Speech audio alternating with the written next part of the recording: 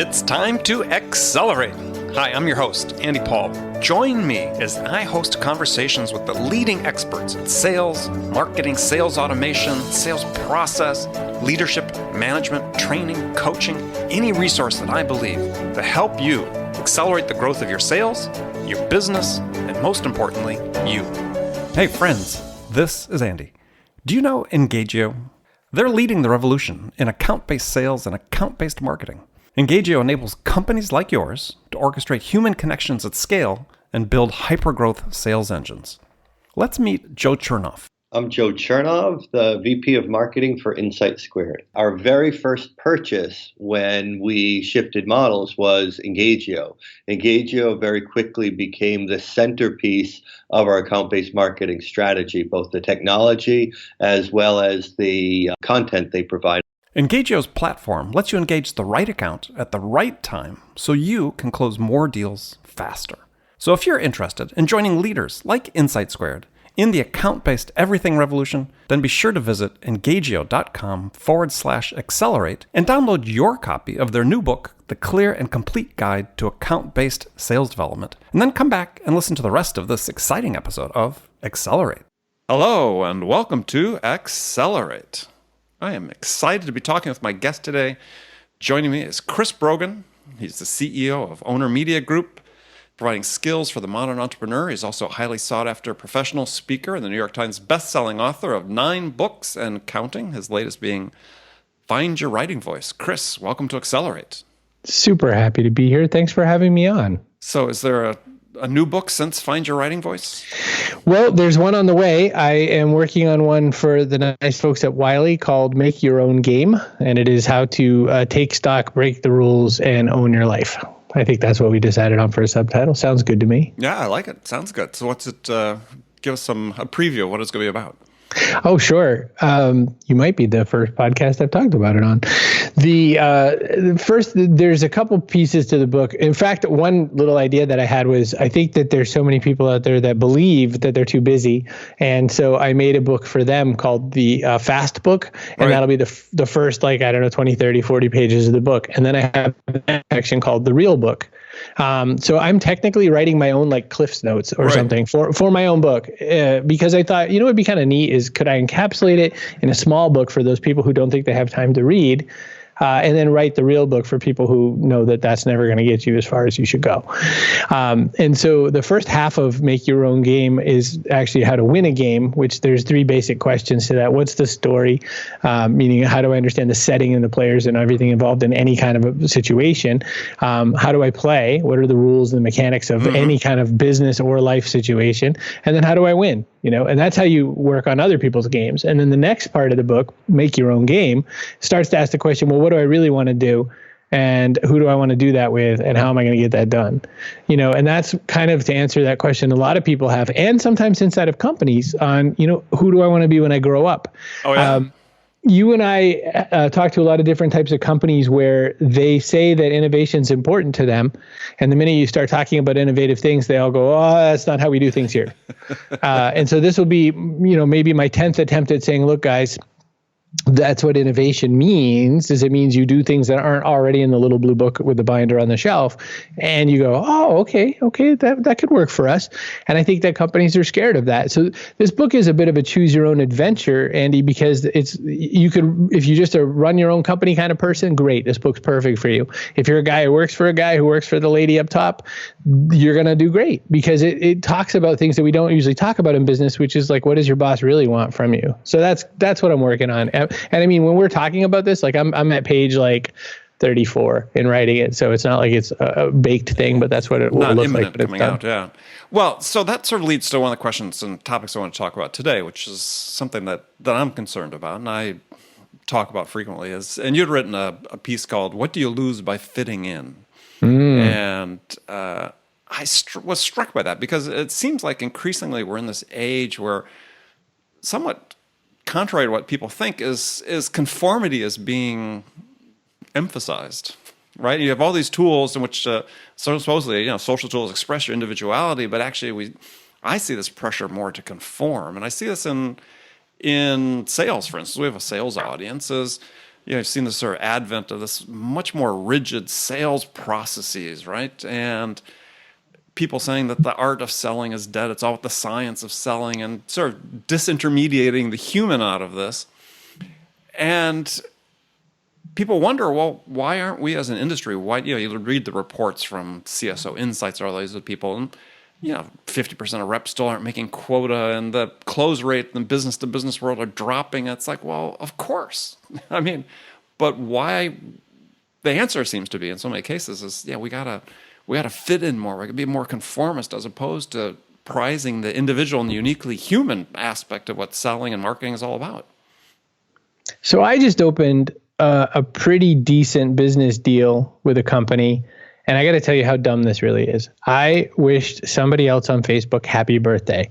And this person's friend, and I never just write happy birthday. That's the piece of the story you're not getting, is I write like a missive to the person. Anyone who's my Facebook friend, I write why I know them, or what do I like about them, or why you should follow them.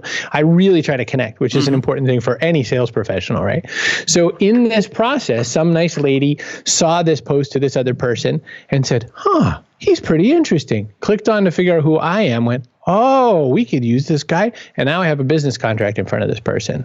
Now, there's no way in the world that wishing this woman happy birthday, I was thinking this will lead to some revenue. But right there, Andy, is the whole challenge facing all sales professionals, all sales organizations, and all company bigger than 3 people. We now exist in this universe in which everyone seems to think they don't have enough time, and everyone wants everything to run on a dashboard. And there is the endless fight. Dear sales professional, use the damn software, because I'm too busy to talk to you and ask you how it's going. I need to see on a dashboard if this deal is green or yellow, right? And that's all I want to care. And if it's red, you're fired. And, that's all we have time for, we think.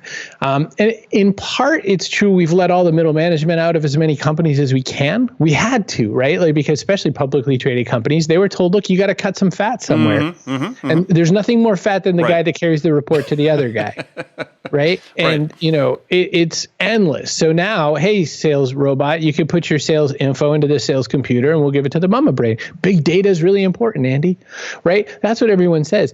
Now, on the one side, they're not wrong. All these people carrying around their index cards of their Glengarry leads, they're losing stuff. They're losing content that's so useful to a sales professional. If you have to call Melinda over at, incrediblepants.com and, you're trying to land a $200,000 deal with Melinda, but you don't know that Melinda also owes the company some money on another project or whatever, you start making concessions or whatever. Well, now you've got a conflict. There's all kinds of problems.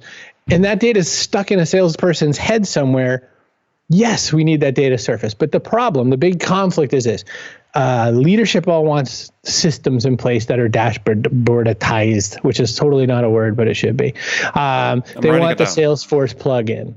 They want the other conflicting, not Salesforce plugin. Forget those guys. We were these guys. But they want you to make your quota. And they want you to do it faster than ever before. They're implementing software on corporate cell phones to make sure that they know where you are. Like you're some kind of very important cop and you have to be in the right driveway at the right time of day. So they don't trust anyone. And they're signaling this with software. And on the other side, you as a sales professional have the exact same goal you've always had, which is you've got to make a human connection with your buyer. We only buy from people we like. Trust, right? I was in the business of acquiring a new data center for my company when I worked in wireless telecom, and I was the senior project manager on this project, but I had a very strong vote at this table. And I went to one meeting where the people treated us like we were, and I felt like we were going to buy a pretty substantial amount of space from them, so they should have treated me a little nicer. They didn't, so we moved on. Nothing about whether or not it was the right economic answer. It was like they didn't treat us nice. I couldn't expect to have good service if I had downtime. Right? The next guy, we land there at lunch, and there's supposed to be a kind of like office pizza lunch thing going on. And the guy's eating with his mouth open. And I don't know, but that was the only reason why I didn't pick this guy, because it turned me off. He was like, and I thought, I'm grossed out by you. Like, how clean is your data center going to be if you don't actually know the etiquette to close your mouth when you chew? Right. So those are how I was making a $2.6 million decision. When we finally bought from a really good company that did really important work, blah, blah, blah. We did all our diligence. but none of that fits on a Salesforce document. I can't type anywhere. Mike chewed chewed his pizza weird, so I'm not buying from him. Right. And I think that's the challenge. Well, it is one of the challenges. So, but what's it take for sales rep these days to sort of break out of the conformity and say, look, it's always been the case that, as you said, the individuals are the differentiator, as the sales rep. So it's being squelched. So how do they break free? How do they have the summon the nerve to not fit in, but stand out? One of the things that's interesting to me about this is that it's not that hard to start figuring out what somebody's into these days. We all contribute without anyone forcing us. I don't remember whose quote it is. There's a really great quote out there somewhere that says that, there's no way George Orwell could have predicted how willing we were going to be to rush towards, 1984. Like we made it for them. No one had to wait. Right. So when you start looking around at people, when you start Googling them nowadays, before going to your sales meeting, you'll see stuff about them. You look at Chris Brogan on Instagram and you'll say, oh, this guy goes to the gym a lot. I don't get that because he looks fat and weird, but I guess he's at the gym a lot. He eats a lot. Yeah, I rucksack. Yep. So these are the tools that sales professionals use to build relationships. And I've often said that I'm amazed that everyone thinks golf is the only way you can get a deal. How come no one wants to play, Call of Duty or something? How come nobody's getting a big video game LAN party together? There's other ways to bond, right? And so I think that salespeople are scared because anything to get the deal. I mean, there's a massive difference between not making your quota and thinking, well, what if I upset this person, right? I mean, there's also, you have to teach people a little bit about how to be themselves by not being the most insane version of themselves. I have this sort of joking term we use often called the Perez Hilton hot mess line, right? If Perez Hilton was going to write about you because you're that weird or something like that, then you've probably gone a little... Right. Yeah. And we see news stories like this almost every day now in a place like Facebook of like XYZ person getting fired because they said something anti-Semitic or whatever. By the way, perfect. Like, great. I fired a guy because he made a racist comment to somebody once. Mm-hmm. It was one of my only 2 firings I've ever done in my career. And I was like, yes, I do it every day. Right. But there's a world of difference between kind of being yourself and trying to communicate and reach people on a much more human level than there is you should bring your Confederate flag to the next meeting kind of thing, right? Like you could start to find some ground where you could run it by the other sales team. You could have a little sales meeting where you say, what's cool to talk about that's not work related? What do you guys think? And I'm sure you'd brainstorm some stuff, but your buyers are all into stuff other than the sale. I worked in wireless telecom. We did B2B stuff. It was nothing but B2B. We bought servers and data farms and we did all this crap with big guys like AT&T. But when we got to we're having a cup of coffee, we'd say things like, well, do you go to movies very often? Whatever, right? Well, I think that we need to codify this in all of those technologies and all those systems. Now, there's been research, I don't know if you've seen, there's been lots of research in the last 2 weeks about the value of small talk. I haven't yet seen we've it, but got I would sales agree trainers with it. that go out and say, do not waste a minute of the customer's time with small talk. And yet this research is coming in, pretty authoritative research saying there's incredible value in small talk and building this relationship that sets you apart from the other person. Andy, I'm guilty of one thing, which is I sort of force familiarity on people a lot sooner than they're probably ready. And by the way, Americans in the larger world, I know you've done international sales. Americans are known for this. Like we're known for like, hey, best friend forever. And like Europeans or anybody else, like, don't touch me. Because what do they say? It's like we're sort of like an avocado, like we're super squishy, but we have this hard core that's the real part of us that you're never going to see. And Europeans and others are like, I think they call them pineapples, where it's like all spiky and miserable on the outside, but when you get inside, it's all soft and sweet, right? So small talk's important, but my misgiving, my failure is that I try to get there really fast. Like, hey, what'd you watch on Netflix last night? And like, that's not the first sentence, it turns out. Yeah. Well, hey, you called me handsome earlier today. I did. I find you handsome. I'm straight, but I find you handsome. Thank you. and I blushed appropriately. But I think it's a great analogy. Because I did a lot of international business, and I mean, you were given all these protocol lessons before you went to your first trip about what you should and shouldn't do. But what I found actually is in Europe and Asia, South America, is people appreciated the authentic you. You know, the thing that's become weird to me, I'm a little weirded out by there's so many people trying to teach authenticity and teach transparency. Because it's like trying to, I don't know, teach humility. And I think that unfortunately it probably does need to be taught in some ways. But I also think that teaching authenticity is like, scripting improv, right? Like it's kind of the antithesis of what you're supposed to be doing. But I think that we've been, to your point about conformity, I mean, we're taught all through the entire schooling system. What does school really mean in the U.S. system anyway? It means I'm getting you ready for the factory. Yeah. I'm socializing you for work, right? Yeah. And it's not, I wish they were socializing my kids for work. They're socializing them for a factory. They're socializing that every cog has to fit exactly so. But the work that will maintain in the Western civilization for the next little while is the non-mechanized work. Mm-hmm. You know, when people are making jokes like someday a robot will take your job, they've taken your jobs. Right? There's transaction systems everywhere that have removed lots of human interaction. There's lots of restaurants now that let you buy stuff off an iPad. Right. And I'm not some weird Luddite saying let's not do that, but I'm saying that that's where our individuality becomes ultra important, because selling to the right 1,000 people is always going to trump selling 10 million people. And all the effort it takes to try to get the match. I think that trying to sort of take your Glengarry leads and crisscross them with people I would have coffee or a beer with is a much better way to start building the sales relationship and how to stand out from your colleagues. Well, I think part of what I see, though, too, is making people just understand. I agree with you. Teaching authenticity is not something you probably can do. But maybe you have a better word for it. But I mean, what I tell people is in sales, and this is my experience has shown me, is I only need to be 1% better than the next guy to get the business. You know, I don't need to be 10% better or 20% better, but there's some differentiation that I'm part of as the salesperson. I'm the front line of differentiation. If I can be 1% better than my competitors, then once the customer makes that decision, they're going to make a change, then my odds of winning the business are pretty substantial.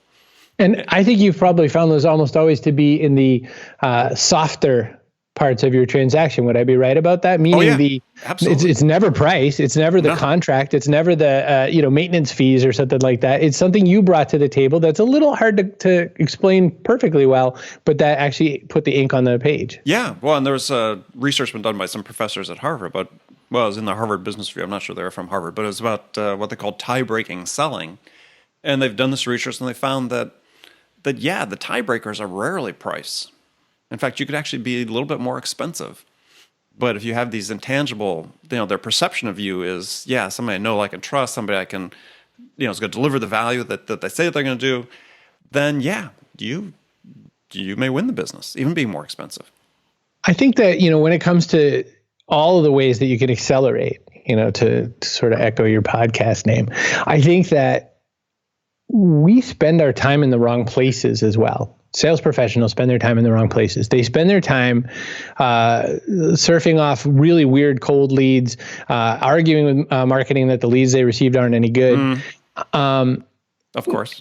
Doing a lot more mechanical relationship building, a lot more like copy-paste email lists and stuff like that. And not a soul alive receives one of these copy-paste emails and goes, oh, they mean me. Right. We all know, first off, they're automated. Heaven forbid it's from some other platform that, we've already received it from some other person with a different name on it. How many times have we received an email meant for somebody else, or they just forgot to replace the first name field, right? So that's where we spend our calories instead of, why can't we be as simple as a piece of paper on your desk writing notes about what the person's really into, and the fact that, Jennifer had a college exam coming up. My grandfather was the #1 candy salesman in Augusta, Maine for Pine State Tobacco way back in the old days. He was a leading candy salesman. They used to give him trips down to Disney World for it and all that. And I went on his sales route with him a whole bunch of times. I never saw him sell a damn thing. I saw him hug people, talk to people, tell jokes. It took me years to learn that he told dirty jokes when I wasn't around. I thought he only told very clean, kid-friendly jokes. And he knew everything about every one of his clients. Right. And oh, by the way, they'd put in more orders for candy. Right. Candy's pretty easy. Do I need or don't I need more lollipops? There's a big candy store in Maine, right? Right past the border. Yeah. What's that one and called? he was more like every bus depot and all kinds of weird little variety stores when those existed. But I mean, I took that lesson into how I sell. I want to have relationships with the people I sell to. And I think anything more than a simple transaction sale, like how much for the popcorn, you really have to put that into it. Yeah. And yet people are so busy trying to scrub it out of it. Yeah. And, there are these, this is not my term, but I heard somebody use it at conferences, these set of uniquely human sales skills that should be prized and developed because that's what's going to withstand and hold off the automation. If someone in Bangladesh can make phone calls and land the deal, everything in that process is wrong. Yeah. And no slight on India. I'm just picking a call center location. I could have said Vietnam. But I would say that the last mile is almost always the way. I was looking at LinkedIn, which I so infrequently do because usually the only contact I get there is someone who just lost their job, and it's never any fun. But this guy was a sales guy at Sun Microsystems when I dealt with him a long time ago. There's a name you don't hear that much anymore. Right. And when you were talking about the differentiators and all that, I was thinking about we bought from him over this other guy, and he was more expensive. And the difference besides that was that he always answered the phone. He was always available in some way. And I have no idea what his home life was like, but I knew that if I asked Ben a question, I'd get an answer real fast. And the other guy just seemed so busy.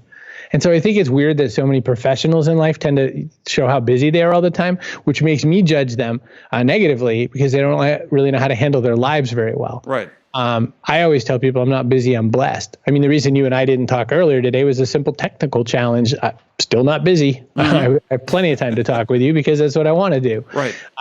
And I think that becomes important to this whole process. And I don't know, I feel bad because I know that some salespeople are listening to this going, oh my gosh, can we please get another guest on that only wants to talk about quotas and, opener lines. But my best opener lines in sales have 100% been custom to the one human in front of me and non-repeatable. And I think that that's true of any of the top salespeople. And I think the only people that will tell you that they have an opener that works 100% of the time is someone that's selling you how to open 100% of the time book. Right. So don't you think there's been this sort of imbalance between, I see it in training, and I certainly see it in sales, but I see it perhaps in other professions as well, as we talk more about skills rather than behaviors. You talk about responsiveness. That's, if you've read either of my books, half of them are about responsiveness. If I had the choice between hiring a sales rep who was really good at giving presentations or was, as you described, the guy from Sun Micro who was incredibly responsive, give me the responsive person every day of the week. They're going to sell more than the really skilled presenter. So why aren't we teaching more about just these fundamental behaviors, which at root are really just human behaviors that are applicable in any circumstance? I think that where there's something that you never get fired for buying IBM, right? I was the victim of that many times. I hear that. Believe me. I've always been, by the way, in everything I've ever sold in my life, I've always been at least the B brand, maybe the C brand. I did some work with Pepsi and I made them mad right out of the gate because I said, everyone outside of this room considers is Pepsi okay? That's their appreciation of your soda pop brand is they asked for Coke and the person said, is Pepsi okay? And that, of course, makes them very mad. But I've made a career out of saying to big people, look, that's how people say it. Like, it's okay if you want to feel sad that that's what's true right now, but that's what people say. And so we got to figure out why it's going to be better. And, Pepsi's done an amazing deal with, Gatorade line, with all their other things. Quaker Oats. All that, yeah. Yeah. So why we don't teach it, though, I think, Andy, which was your question, is that I look at your books, Zero Time and Amp Up, and I think that people who have a little bit of budget to train, if you're a sales manager, you look at books like that and you go, all right, I can see that there's a whole tangible thing here we're going to get. And it's an expression I've used a lot. It's you got to kind of hide the broccoli inside the cake. And I think you've got to basically say, it's like David Zinko said in Men's Health magazine. He said he could measure 30 to 40% sales drop every time he didn't put the phrase six-pack abs on the front of Men's Health magazine. And he said, I could put anything after it. Like I could put, roll into Thanksgiving with six-pack abs, change your car's oil better with six-pack abs. It didn't matter. Just those three words, six-pack abs, the sales would go up or down to 30 to 40%.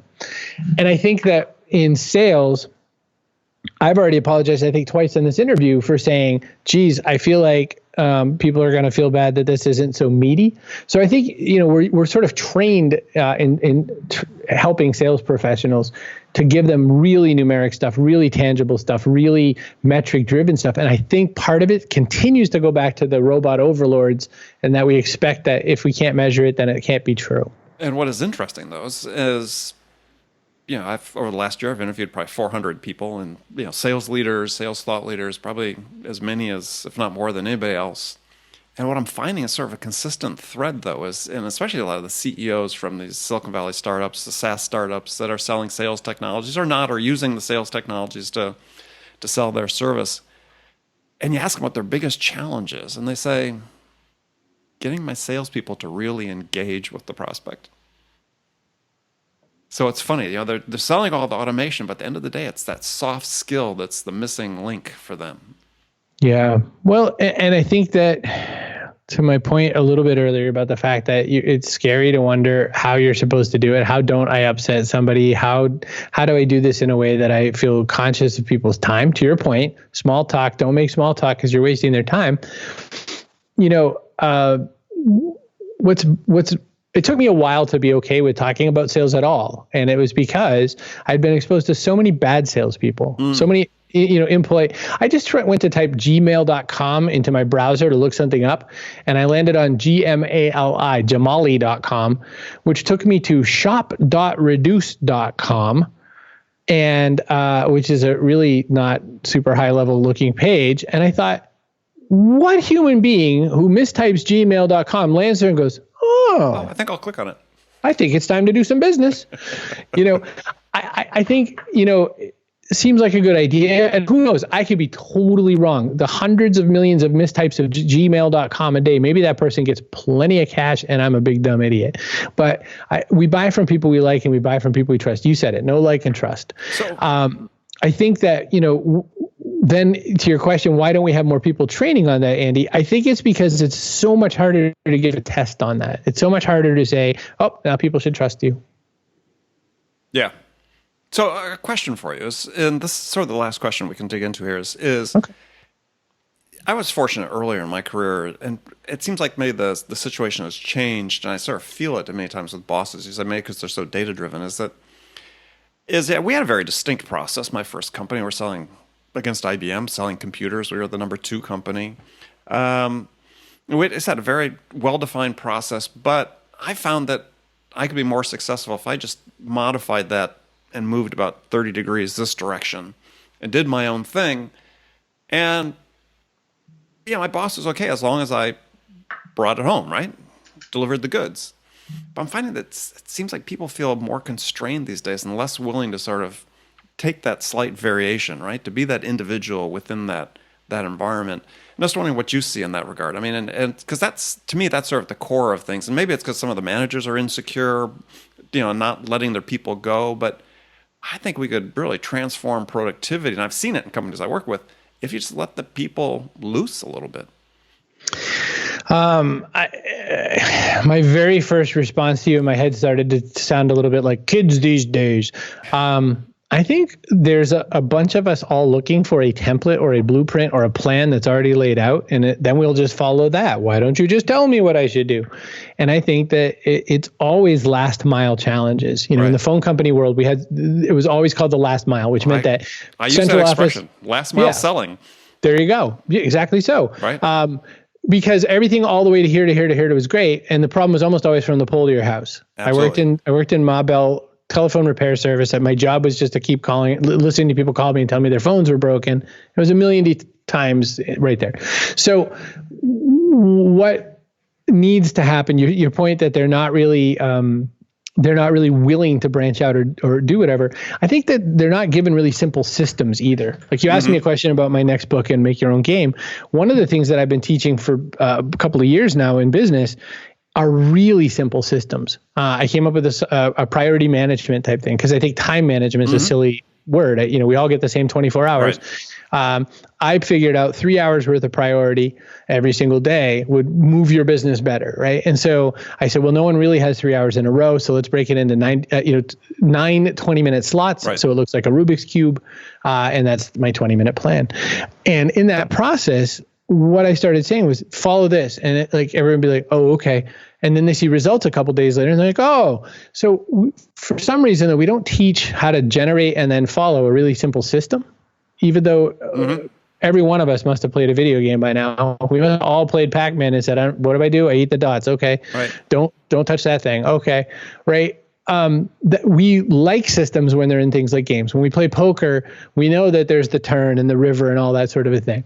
This is how we love this feeling of I know what's coming next or whatever. And yet for some reason we don't implement it when it doesn't exist already ahead of time for us. And I think that that's the next thing to do is start teaching people, how do you make a simple system that teaches you how to win the thing you're trying to win? Right. And you're going to have to come up with it, but I'll give you all the ways you can think of it, and then it'll work forward. And that to me is kind of the missing link that could move us forward a lot faster. And the beauty is it doesn't take a whole lot of hard work to figure that out. It just it's a little bit of self-permission, and then you start moving forward. Well, I think that self-permission is a big part of it, right?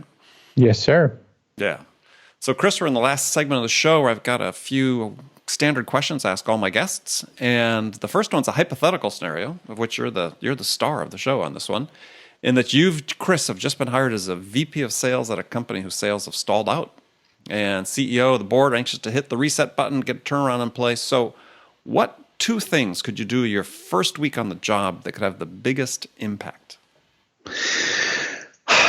The first thing I would do is I'd start creating content. That is my, when you have a hammer, everything looks like a nail. I would create content because I think that what's always starving in companies are behind the scenes information, interviews with the people who do really cool stuff there, and a lot of how-to information that would help people move from thinking about it to I'm going to go with this guy. Right. Okay. That's 1. You get 2. Oh yeah, I get 2. So let's see. I make some content. The next thing I would do is I would start asking my best buyers so far, how else can I help? What else can I do? And who else needs to know about this in the most loving possible way I can? I think we're so afraid of asking for nice, warm referrals these days. Right. And I think that pendulum needs to swing back. Okay. All right. Good answer. All right. So now some rapid fire questions. 1-word answers if you want, or you can elaborate if you wish. So the first one is when you, Chris, are out selling your services, what's your most powerful sales attribute? Straightforward nature. I guess that's 2 words, but straightforward nature. Yeah, you can have as many words as you want. So who's your sales role model? I guess Zig Ziglar. Okay. So what's 1 book you'd recommend every salesperson read other than any of your own? Business Trip Bear by Richard Branson. Ah, very good. I love that one. Okay. Last question. Tough one. What music is on your playlist these days? So if I'm at the gym, it's usually kind of louder and heavier, but mostly positive, which is weird because I grew up listening to really angry heavy metal, and now I listen to much more positive things, which may or may not be Christian music, etc. But that's not the part that I'm into. Right. I'm into the fact that they're not saying mean things, but still really loud and brrr. Do you have a band? Sure. Manifest, Manafest. He has songs like Fighter and No Plan B that I think really speak to our thing. The other thing, just totally to make it so incongruous, Andy, 90s hip hop. 90s hip hop. Okay. Yeah. That gets a lot of votes, actually. Sort of maybe 3rd on the list. I'm going to publish a list soon on that. I just published a list of the 5 most frequently recommended books by my guests. I saw that. Yeah. And so the music is going to come next. AC/DC is number 1 on the list so far. So. Wow. Yeah, maybe that just speaks to how old my guests are. Or actually, it's not even all the old people that say that. So, well, Chris, great to have you on the show. Tell people how they can find out more about you and get in touch with you. Either chrisbrogan.com or owner.media, or just Google Chris, and I should be one of the first few results you find. All right, excellent. Well, thank you very much. And friends, thank you for spending time with us today. And remember to make it a part of your day every day to deliberately learn something new to help you accelerate your success. Easy way to do that is join my conversations with top business experts like my guest today, Chris Brogan, who shared his expertise about how to accelerate the growth of your business. So thanks again for joining me. Until next time, this is Andy Paul. Good selling, everyone. Thanks for listening to the show. If you like what you heard and want to make sure you don't miss any upcoming episodes, please subscribe to this podcast on iTunes or Stitcher.com. For more information about today's guest, visit my website at andypaul.com.